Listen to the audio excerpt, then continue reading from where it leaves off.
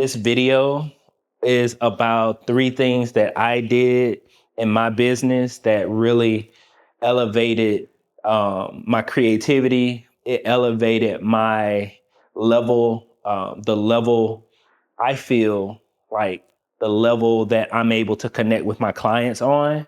It gave me a lot of confidence in what I was doing, and it made things more fun for me. So I want to share this with you because I know that there's a lot of people that are in video and other creative spaces that, you like what you do or you used to like it, but you're in a predicament now where you might be trying to get more clients. You got certain things that are nagging you, that are taking your mind away from the focus on why you even got into this in the first place, which is the creative aspect, the enjoyment of it, so on and so forth. If you know anybody who is in the film industry, I recommend you share this video with them because so many people in the film industry are super duper creative, but they have to rely on someone else's vision or have to rely on someone else's opportunity being given to them to be able to express their gift. And it's such a climb for them to even get to that point. So in this video, I want to share with you three things that I use to help me and allow me to get to that point. I work with speakers and coaches, and we would make content for them, and we would make content and improve the content that we made for them based off of what we seen them do. We would study things that we would observe things that we would see them post, and we would try to make content in alignment with that, or make some content that kind of elevates it from a visual standpoint. When we would record them at their events, we would make clips from what they would talk about and what they made. And one of the things that I realized was that I always had to take a good guess as to what would work for them and what wouldn't work for them. And one of the reasons why I had to take a stab at it was because I wasn't hosting my own events. I wasn't making content from me teaching on stage. I was making content from me sitting in the comfort of my living room, sitting in a chair, just recording videos and putting them out there. Y'all have been seeing those videos, okay? What I did about a couple of months ago was I launched my first challenge, which was my first event. And it was online, it was webinar style. And I launched that challenge.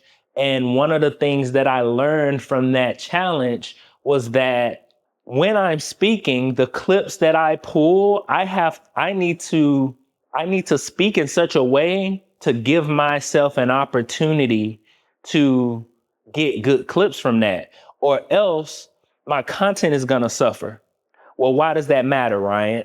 That matters because I would have never realized that if I didn't do for myself what I do for my clients. And that's the first adjustment that we need to make.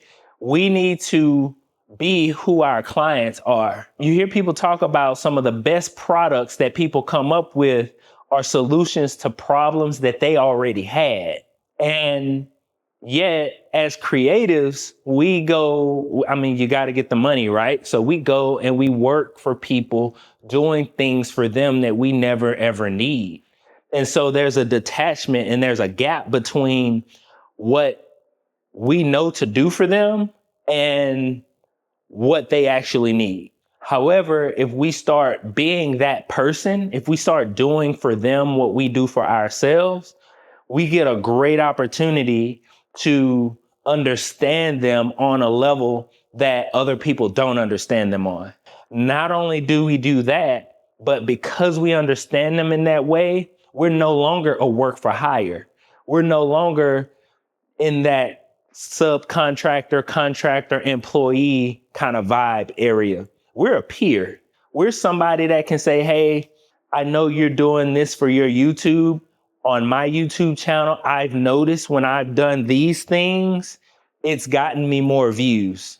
We can explain that because we're speaking from a place of experience, and that automatically elevates us above the competition because they're not doing that.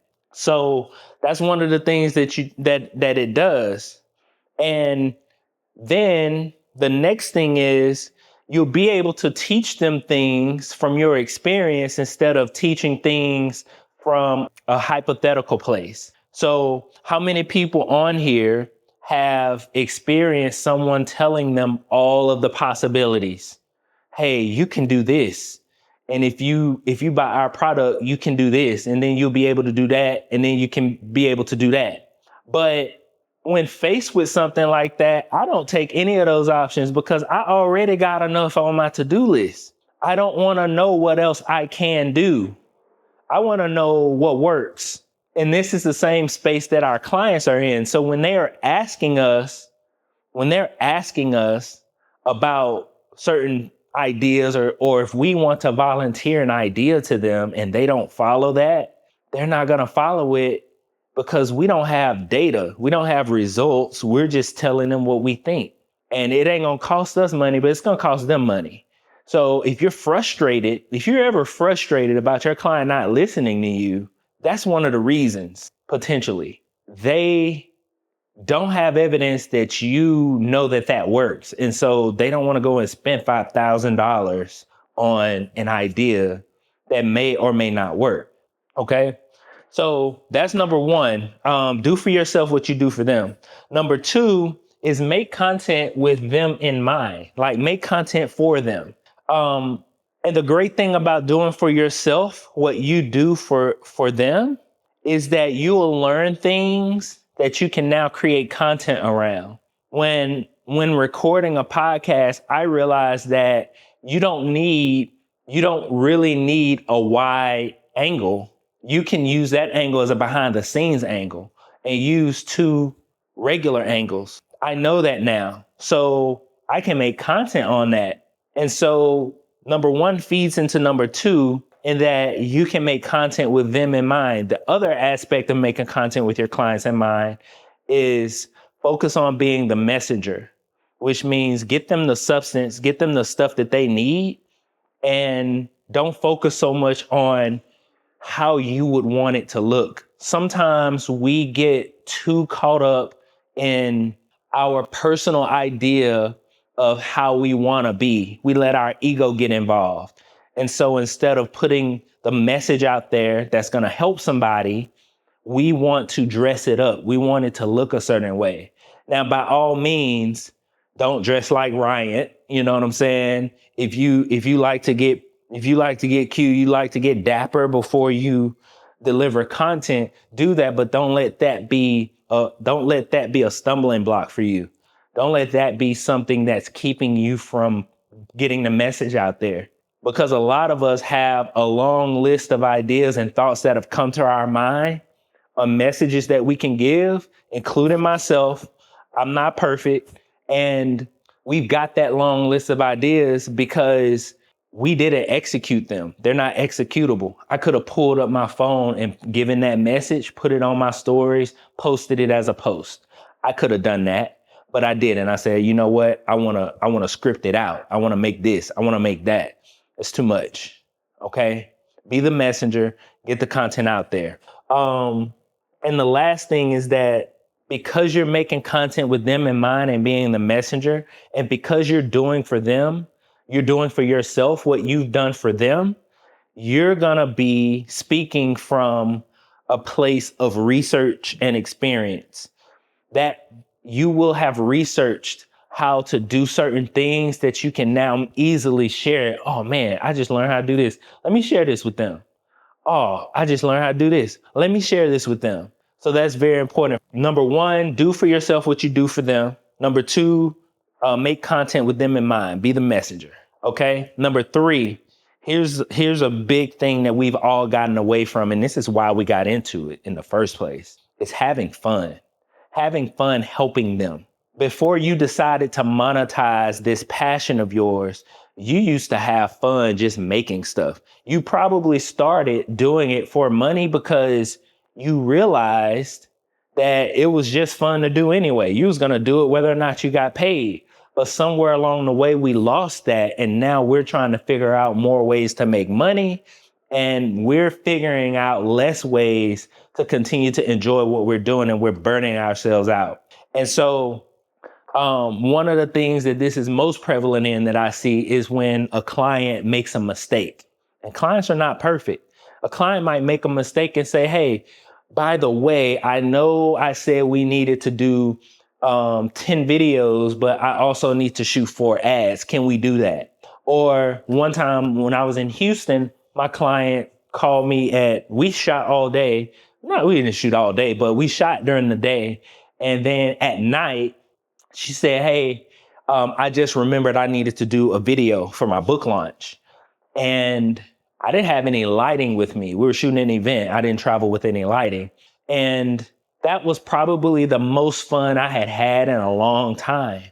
Like we took we took a bed sheet and a lamp from my hotel room. We went downstairs we found a spot. We rearranged furniture. We had like a cart with all of our stuff on it, like a little grocery cart. It like going down the elevator, people stepping on the elevator, looking at us weird. It was fun.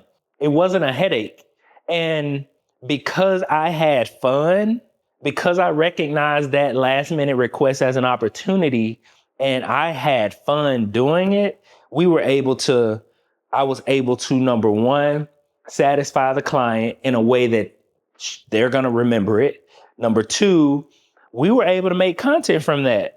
She was able to make some content from it. I was able to make some content for her because we got behind the scenes. Okay. And then she gave me a testimonial. That was great. And now I have that story to tell every time I need to give an example of something. If I need to give an example of going above and beyond, I can do that. If I need to give an example of last night, I taught a class where I was telling people, like, you just need one big light. You don't need you don't need 7. Like I was explaining that to them and I used it as an example. I had behind the scenes footage. But if I had an attitude about it and I was making a problem with it and I wanted to do the minimum because I wasn't having fun and I wanted to do a minimum. So we just shot it in the hotel room with I wouldn't have all of this from it. And because of that experience, I was afforded the opportunity, because of that experience and my attitude during that experience, I was afforded the opportunity to get so much more from just 3-4 hours more of work and probably a few hours of lost sleep. And that's it. That's all it cost me. The client paid extra for the video. It was all good. So having fun helps you. Having fun, focusing on having fun helps you. And if what you're doing right now you hate, but you're good at it, I need you to explore some ways for you to have fun. Okay? Sometimes people hate what they do because they're not doing it for themselves, which is number one that we talked about earlier. Some people have a big old problem with what they're doing. And another thing that happens to people, they start taking on a spirit of ownership over what their client has commissioned them to do, which is wrong. They feel that, well, because my client hired me to do this, and they're arguing with the client wants to make a change to the content, and they've got an attitude because they don't want to make that change. They don't want to mess up their masterpiece. But it's not our masterpiece. It's the client's masterpiece. It belongs to them. So we have to start doing for ourselves what we do for our clients. Got to do for ourselves what we do for our clients. That's going to do so many things. Among those things, and I'm wrapping up, among those things, it's going to teach you things that can help your clients that you would otherwise not know or learn. Okay. And that'll put you in a position to teach them. And it puts you in a position to be their peer instead of their employee. Okay. Number 2, make content with your clients in mind, AKA be the messenger. Don't try to make content in a way that makes you look good. Try to make content in a way that helps them, however it needs to come out. Okay. That is number 2. That's going to do a couple of things for you. Number one, making content for yourself, doing for yourself what you do for them is going to help you to speak from experience when you make that content for them. And it's going to help you research for when you give them what to do and what works. Okay, so make content with them in mind, aka be the messenger. The last thing is have fun helping. Okay, you're gonna get tons of opportunities to help them. They're gonna ask for revisions, guaranteed. You're gonna get some revision requests. They're gonna have some last minute things. They're gonna be like, yo, I'm so sorry. I forgot. Tomorrow I got this thing. Can you pull up? That's an opportunity. Okay. Now, I know some of us got boundaries and we're just like, yo, we're not doing no last minute work, but it depends on who you're working with because my clients don't usually call me last minute for stuff. So if they do, I know it's really an issue and I'm coming. You know what I'm saying? But if it's someone that, that you don't have a working relationship with and y'all don't rock like that, use your discernment. Um, but have fun. If you're not gonna have fun doing it, don't do it. And if you're not having fun doing it, you need to take a break, a sabbatical or something like that. You need to always have a spirit of fun and joy in what you do. Okay. If you enjoyed this, please put a 1 in the chat. If you are interested, we've got a challenge coming up in a couple of weeks. We are in the pre-launch stage. Type waitlist, comment waitlist, or DM me waitlist to join the waitlist for the challenge. DM me school if you want to join our school. If you're not in our school community, I will be on tomorrow and we're going to talk about something else. But this was just like scratching at my heart because it's one of the main things after talking to several of the videographers or mentees that I have that I realized I was like, dang, you're a lot of the issues that we deal with, even in trying to go through the process of doing something for a client. Well, we ain't done it for ourselves. So like sometimes that even backs us up. So I appreciate y'all for joining. I love y'all so much.